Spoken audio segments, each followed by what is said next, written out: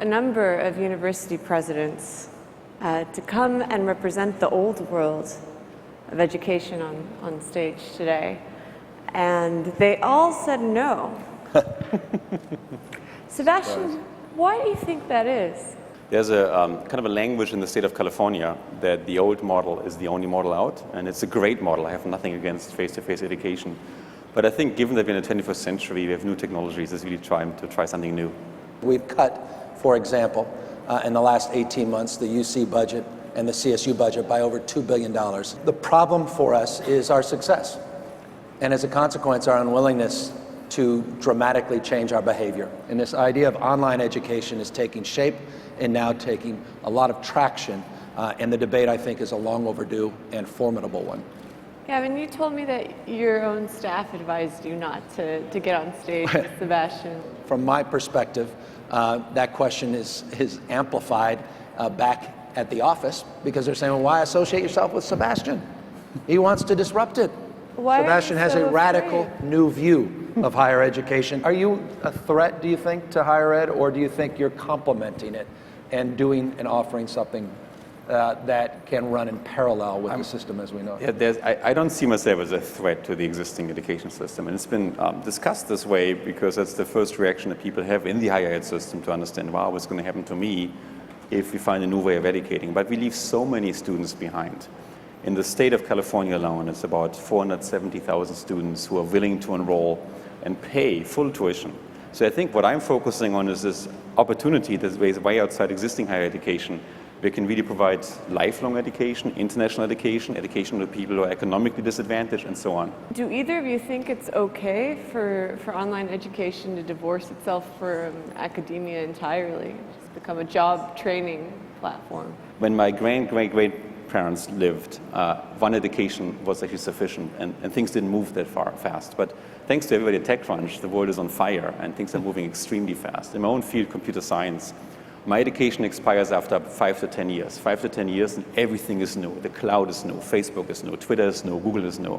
A lot of new things can do, new programming languages. I think what Sebastian is offering is something that is imaginative, but most importantly, he's not just talking about taking a lecture and putting it online.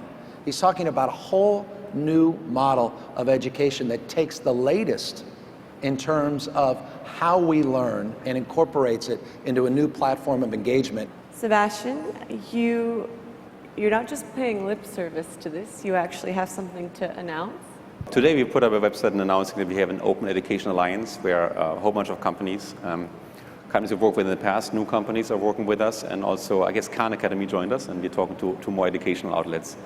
And the idea is we got a lot of inquiries from industry to say, look, what our students that we graduate and come in are able to do is this, and what we want to do is this thing over here.